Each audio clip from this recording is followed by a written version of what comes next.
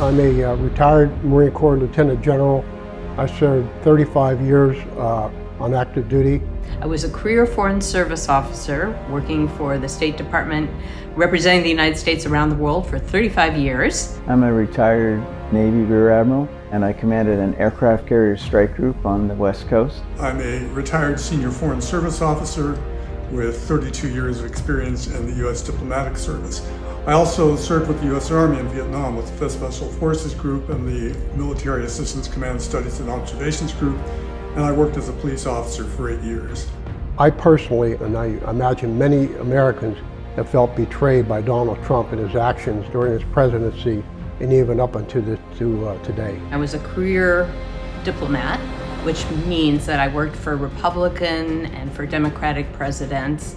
And I might not have always agreed with them, but I thought that they legitimately had the best interests of the United States at heart. Under Donald Trump's presidency, it became increasingly clear that that wasn't the case. I think he is a threat to our national security, and that's both abroad as well as domestically. His vengeful approach to being the president is going to ultimately undermine our democratic institutions. You know, when I was in the Army, my fellow soldiers and I never really had to think about whether or not democracy would survive in the United States.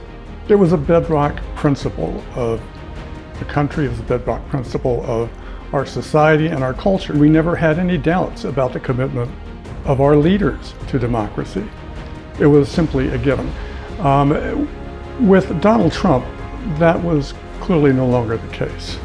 Donald Trump was about Donald Trump. In 35 plus years of service, I always knew that my leaders merged character with competence. It is different now with Donald Trump because he has neither. There are many challenges facing the United States, both domestically and in our international relations.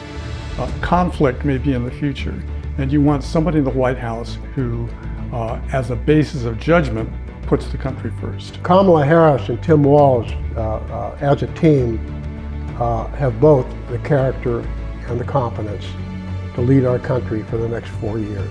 I've been increasingly impressed seeing her in action, listening to the way she talks.